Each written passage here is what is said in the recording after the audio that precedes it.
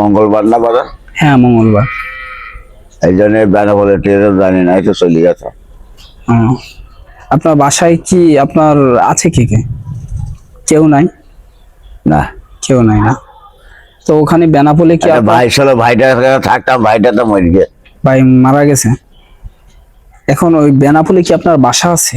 হ্যাঁ, একটা বাসা আছে, এক কাঠা জমি আছে, সেটা ঘরটা পড়ে যাচ্ছে, তা চলে আসবে। আচ্ছা, দাঁড়ার ঘর ওইতে খাইয়ে ফেলেছে। ওইতে খেয়ে ফেলেছে। তো থাকার মতো একটা আস্থানা আছে আর কি। এখন এই স্টেশনে আসি, এখানে আপনার ট্রিটমেন্ট খরচ কিভাবে চলে? ট্রিটমেন্ট খরচ কেউ দেয় না। দেয় না না? আপনাকে আপনি বললেন যে কালকে একজন একটা জামা দিয়েছে, এই দেখেন রড পড়ে দেখেন। তাই মাছি বসতিছে ওখানে। ওখানে যদি মাছি পড়ে তো ঘা হবে। তো আপনি ট্রিটমেন্ট করছেন কোথায়? ট্রিটমেন্ট তো সেই মেলা আগে সেই রড পুড়ি গেল, সেই 10-এর কুইন্স হাসপাতাল, আজকে 12-13 বছর।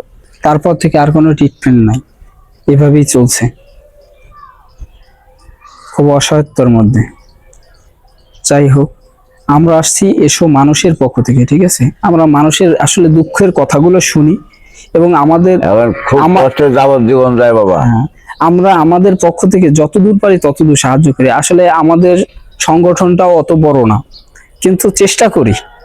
আমি কোনো নেশা ভাম করিনি, কোনো বিড়ি সিগারেট খাইনি। আচ্ছা, কোনো পান বিড়ি খাইনি। আচ্ছা, না আপনাকে দেখলে বোঝা যায় যে আপনি কিচ্ছু খাইনি, নেশার মধ্যে। তারপরে আমার দাঁত সব নষ্ট হয়ে গেছে দেখেন।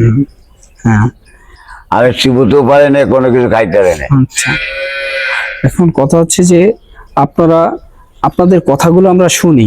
একটা লুঙ্গি ছেলে লুঙ্গি, একদিন একটা লুঙ্গি লোকের কাছে লাঠি বগল পয়সা চেয়েছি, এনে একটা লুঙ্গি কিনলাম 280 টাকা দিয়ে।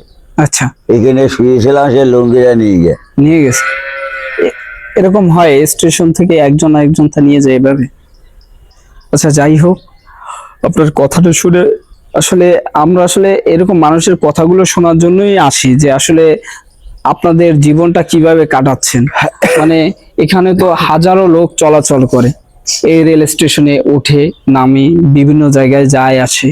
তো মানুষের কথাগুলো আসলে আমরা শুধুমাত্র আমরা যে এই যে আপনার কষ্টগুলো আমরা জানলাম, এটা আমরা জানলাম না, এটা আমরা জানাতে চাই, মানুষের কাছে জানাতে চাই, জানো এরকম যেন আমাদের হাটে ঘাটে বাজারে এভাবে যেন অসহায় লোকগুলো না থাকে। যত বিত্তবানরা আছে তাদের পাশে যেন আমরা দাঁড়াই। তাদের পাশে যদি আমরা একজন বিত্তবান যদি একজন অসহায় মানুষের পাশে দাঁড়ায়, তাইলে কি বাংলাদেশে এত গরিব অসহায় মানুষ থাকতো না?